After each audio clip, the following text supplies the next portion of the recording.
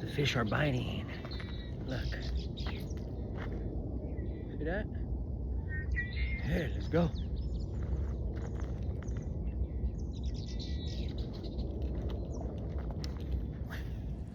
Unfortunately, in society, a lot of people aren't grateful, you know, because they see what's going on the internet all the time. So, you know, oh, I got a big one. I got a big one. I got a big one. Oh, hell yeah. Oh, man. Dude, like I just said, you got to be grateful in life, my guy. If you're not grateful, you're not going to make it happen. Like I just said, life is all about making it happen. And look at that. Look at that. No, man. No. You know? Oh, be grateful, man. Be grateful. I love you, God. You know, man, sometimes in life, we're so quick to want to give up. But look at that, dude. Look at that. Wow, man. So quick. Yes. Oh my God. Okay. So, I told you, my friend, you gotta be ready for whatever, man. I was not expecting that, to be honest with you. Let's see. What up? Check it out.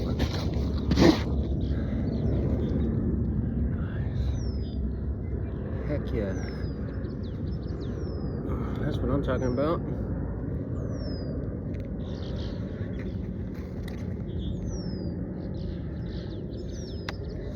Chunky monkey. Alright, let's go let this bad boy go. Nice one. That's good. Today we're going to talk underspin. Simple bait to use. Very simple. This is like a chuck and wind bait. You know, you just throw it out there and reel. Pretty simple.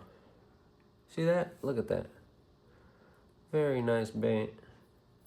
Compact presentation. But the fish love it, man.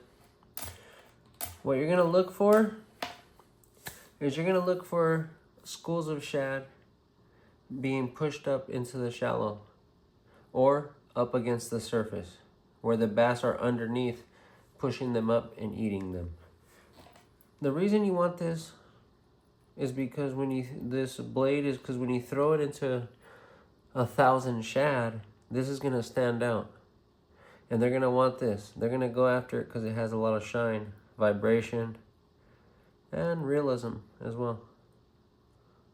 So it's pretty simple, bro. You just get yourself a Keitech 2.8, whatever color you want.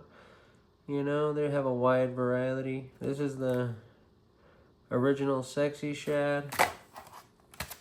We got the blue red pearl. I really like this. And then we got the, what is this? Threadfin shad, baby. Nice. I usually like to keep it shad patterned, you know, because obviously we're trying to imitate a shad. Look at that one. Real nice. Works good. The weedless version. You know, good old trusty. So what you're looking for is balls of shad. Pretty much that's what you're looking for. You're gonna be walking or in your boat or kayak, wherever you're gonna be utilizing this technique.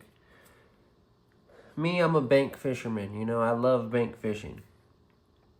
So what I do is I walk and I look for coves, areas that look like ambush points, or areas that the bass are gonna want to push the shad for easy access, you know? And usually shad, when they're together, they're like 1,000 shad, you know, bunch of shad. So if you just throw this with no spin on there, with no shine, that's not gonna stand out to the bass. They're gonna eat it because sometimes they will, you know, but you throw that underspin on there, they're able to track it, the vibration, they feel it through their lateral line, and they're able to find this bad boy. So what I like to do is I'll go looking for birds. So when the birds are around, that means that they're eating shad. And then if the shad are around, that means that the bass are eating them. So what you're trying to do is you're trying to locate shad. You get to the shad ball. You cast this bad boy on the edges of the shad ball. Let it sink a bit. And then just start reeling. Chuck and wind, baby. Pretty simple. It's the most simplest thing pretty much to use is one of these. Chuck, wind. Chuck, wind.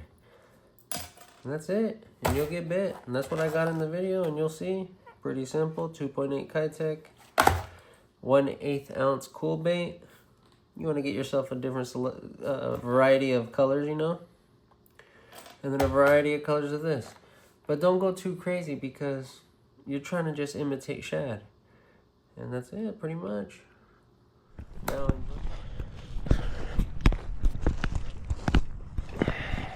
alright.